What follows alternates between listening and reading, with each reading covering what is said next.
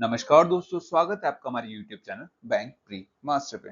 बहुत लोगों की यहाँ पर डिमांड आई थी एनआईसीएलओ फाइनेंस को लेकर के कि फाइनेंस के ऊपर उनको वीडियो चाहिए, स्ट्रेटेजी चाहिए कि किस अकॉर्डिंग हम लोग फाइनेंस को डील करें, क्योंकि बहुत लोगों को ये भी नहीं पता कि फाइनेंस में क्या पढ़ना है, किस टाइप के क्वेश्चंस आने वाले हैं।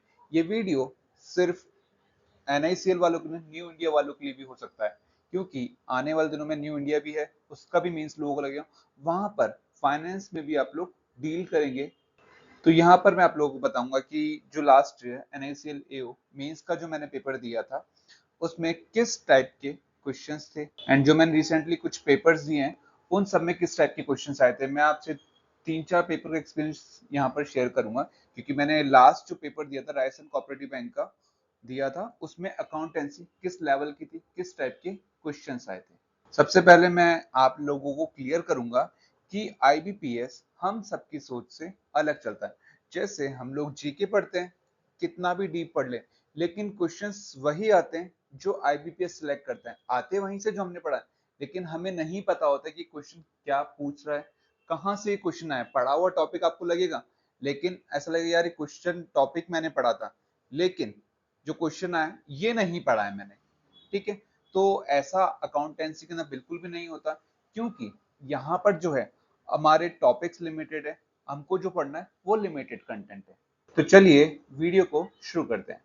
सबसे पहले मैं यहाँ पर बताऊंगा कि आपको पढ़ना क्या क्या है यहाँ पे। ठीक है, तो सबसे पहले आपको जो पढ़ना है फाइनेंस मतलब अकाउंटेंसी, इसके अंदर 11th के टॉपिक क्या क्या हो सकते हैं। सबसे पहले क्या है, इंट्रोडक्शन ऑफ अकाउंटेंसी। ये एक बेसिक इंट्रोडक्शन होता है, इसमें आपको रूल्स वगैरह दिए हुए होते हैं, गिवन होते हैं कि डेबिट क्रेडिट क्या होता है। ठीक है, मैं आपको टॉपिक्स ही बताऊंगा, डीपली नहीं बताऊंगा, क्योंकि एग्जाम में क्वेश्चंस भी इतने डीप नहीं आते, क्योंकि थ्योरेटिकल क्वेश्चंस वहां पर ज्यादा आते हैं। प्रैक्टिकल का रोल ना के बराबर है, शायद 1 से 2 फॉर्मूले आपसे पूछ सकता है, बाकी प्रैक्टिकल का रोल वहां पर ना के बराबर होगा। तो 11th के टॉपिक के अंदर एक इंट्रोडक्शन हो गया। एक आपने टॉपिक पढ़ा था BRS, bank reconciliation statement, depreciation आपने पढ़ा था। इसके जो मेथड है वो आपको पढ़ना है, स्ट्रेट लाइन मेथड है एंड दूसरा मेथड है, ये सब आपको पढ़ना है। रेक्टिफिकेशन ऑफ एरर, ये ज्यादा बड़े टॉपिक नहीं है, आप ऑलरेडी इनको पढ़ चुके हैं। ठीक है, अगर आप इस बुक को उठा लेंगे तो मैक्सिमम 2 दिन, है ना, 2 दिन में आप इनको खत्म कर सकते हैं। अब इसके लिए क्या आपको बुक परचेस करनी है? नहीं। आप अगर आपको पढ़ना है तो एक एनसीईआरटी का ऐप है, उसके थ्रू आप ये सारे टॉपिक्स डाउनलोड कर लीजिएगा, वहां से आप थोड़े थोड़े पढ़ के नोट्स बना सकते हैं उनको लेकर के। ठीक है, मतलब मैं आपको जो है 11th के 4 से 5 टॉपिक है, आप उसमें देख लीजिएगा कौन कौन से टॉपिक आपको देखने को मिलते हैं। एंड 12th की बात करते हैं, 12th के अंदर आपको एक अकाउंटिंग रेशियो है, वो आपको पढ़ना है। एंड सेकंड जो है कंपनी अकाउंट्स, सिर्फ थ्योरी पढ़िएगा, आपको ऐसा लगेगा बहुत सारे पन्ने दे रखी, उनमें प्रैक्टिकल क्वेश्चंस करे हुए होंगे, लेकिन आपको प्रैक्टिकल नहीं करना है, यहाँ पर आपको सिर्फ थ्योरी पढ़ना है। ठीक है, तो मैक्सिमम 8 से 10 टॉपिक आपको मिलेंगे। एंड मैं आपको बता देता हूँ कि इसका वेटेज बहुत कम होता है, लाइक आप देखेंगे 5 से 7 क्वेश्चन आपको वहां पर देखने को मिल सकता है इन टॉपिक से। इन्हीं में एक बीकॉम वाला टॉपिक होता है कॉस्ट अकाउंटिंग। ठीक है, तो ये टॉपिक सिर्फ फाइनेंस के हैं जहां से 5 से 7 क्वेश्चन आपको देखने को मिल सकते हैं, ज्यादा अकाउंटेंसी आपको नहीं पढ़नी है। ठीक है, तो इसमें दूसरी चीज जो आपको पढ़नी है यहाँ पर है बैंकिंग। ठीक है, बैंकिंग भी क्या, स्टैटिक।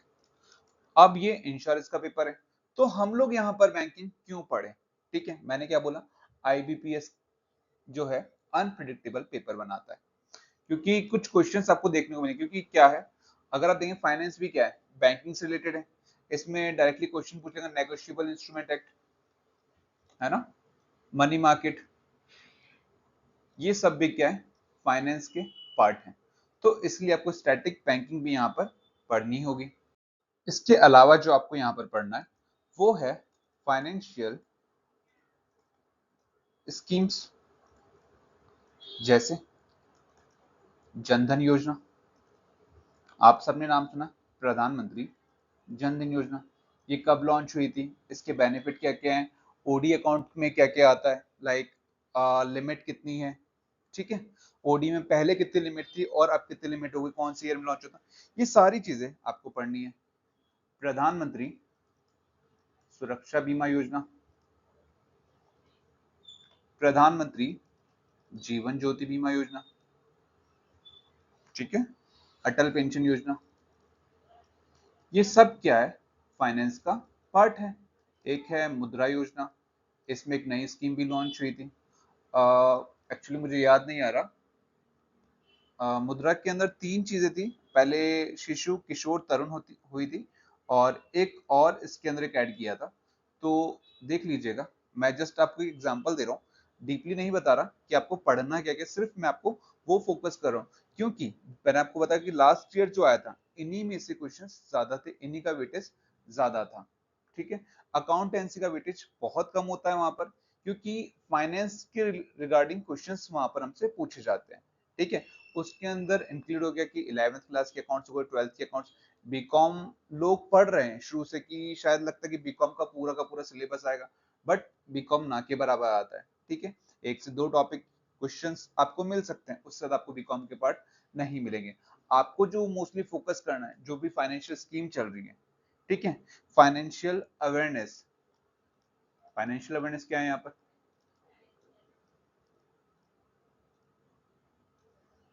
मतलब जो करंट में न्यूज चल रही है, ठीक है, ये ज्यादा नहीं है। अगर आप देखेंगे तो आपके टॉपिक लिमिटेड है, अगर आप बीकॉम पढ़ते हैं तो वहां पर बहुत टाइम टेकिंग, आपको ये चीज समझनी पड़ेगी, तो आपको वो चीज यहाँ पर बिल्कुल भी नहीं करनी। तो मोस्टली जो क्वेश्चन आने वाले हैं वो इन चार टॉपिक्स में से ही आने वाले हैं। एंड अब मैं आपको कुछ आईबीपीएस के फेवरेट टॉपिक्स बता देता हूँ, जहां से आजकल आईबीपीएस क्वेश्चंस पूछ रहा है। तो आपके जो यहाँ पर एडिशनल क्वेश्चन है, जैसे GST, tax slab,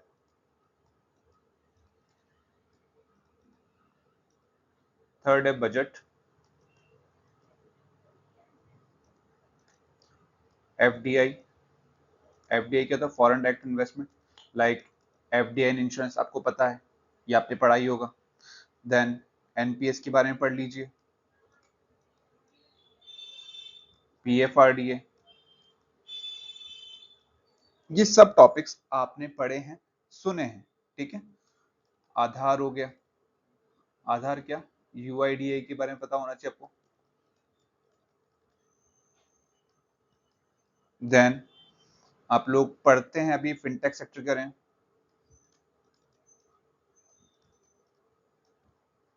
like directly question पूछ लिया था, फोन पे ने सबसे पहले किसके साथ टाइप किया था, फोन पे जब नया नया इंट्रोड्यूस हुआ था तो सबसे पहले कौन से बैंक के साथ टाइप किया था, ठीक है।